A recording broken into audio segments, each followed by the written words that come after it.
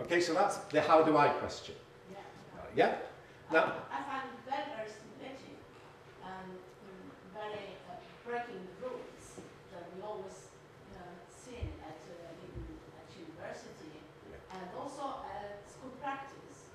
Sometimes you have to just remove the I and accept the government and procedures. Yeah. And remember, if you've got a training or a degree in physical science, as I have, you were trained to take the I out.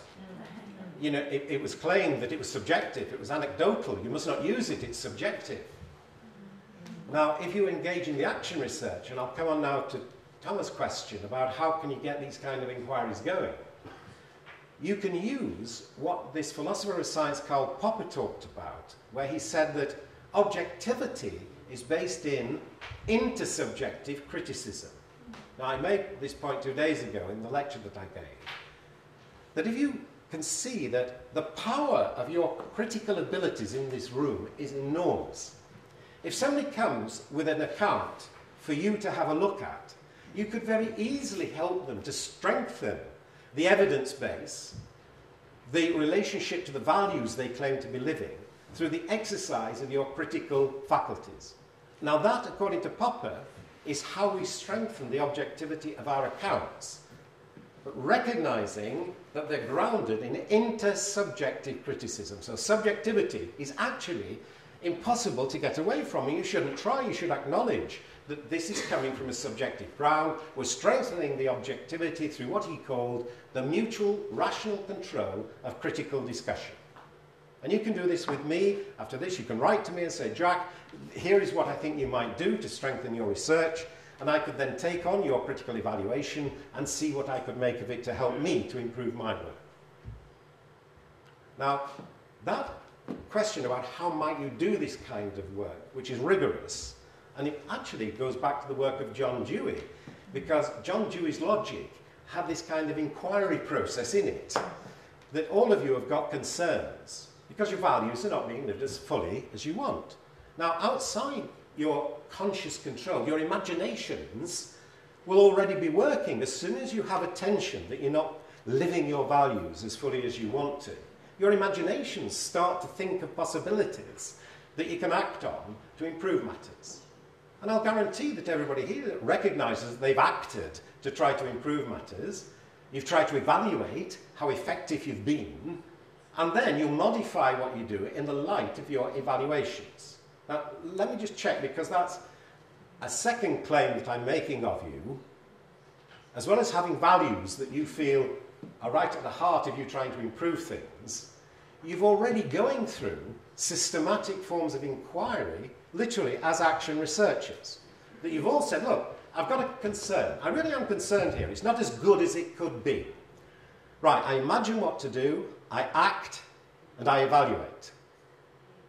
Now, if you leave it, what we say, implicit, in other words, I am now making this explicit, as I make it explicit, it becomes research.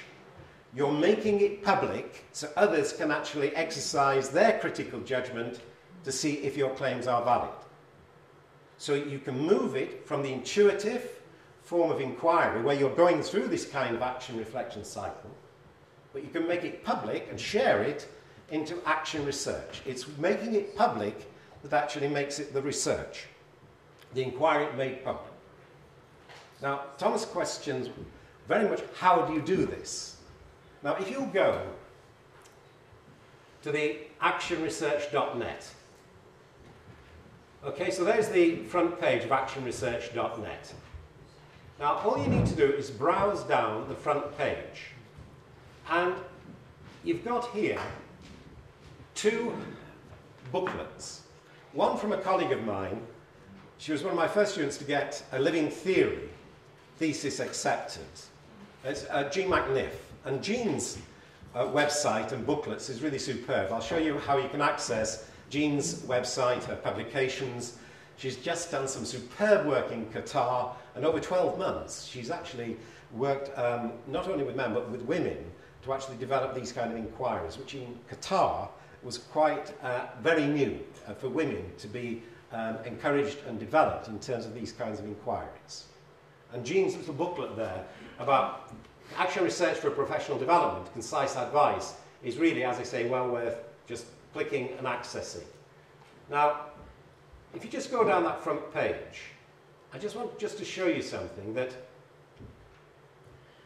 it's quite a way down. It's about halfway down, and it's after the diagram of the action research process.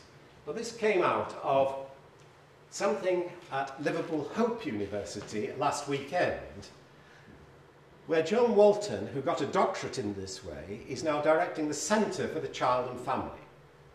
And what Joan gave the rest of the Ed.D. students, because Joan is a tutor at Liverpool Hope, and they had a new group, new Ed.D., 16 students last weekend, and Joan put her action research project onto the table with the students.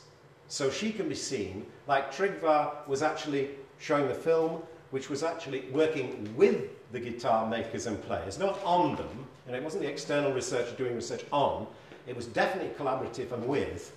And this is what Joan has done here. Now, this is a project aiming high for disabled children.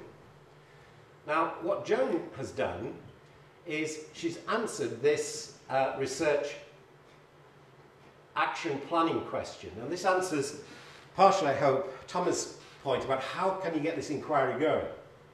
Well, if you were to do this, you will be starting with, as Joan has, what matters to Joan. Eh? Now, what matters to Joan is helping the most vulnerable children in society. That is what she wants to do. As a young woman, she worked in care homes and felt inadequate of working with children in care because she didn't feel she had the knowledge to respond appropriately to these vulnerable children. 30 years later, she's now back in the university trying to still work at how to support and enhance the quality of life of the vulnerable children. And she's now got a very big project in the Liverpool area working with, I think it's over 18 people who've all got responsibility for helping the vulnerable children and to look at the nature of their influence. And here's, you can get this on the web, so this is accessible for you. You can just print it off and use it. You can use and print off any of these resources. They're all freely available from the educators that I work with. But this one here, look, what really matters to me? What do I care passionately about? I'm not sure if I can make this just a bit bigger for you. Let's just see. Is it okay? Yeah. What kind of difference do I want to make? What are my values and why? What is my concern? Why am I concerned? Now, this is the key one. What can I do about it? What will I do about it? And this one, how do I evaluate the educational influences of my actions? And that's what I hope you will go away with from this session. That this is one of the most difficult questions to answer. What evidence do you have that you've had an educational influence in the learning of your students?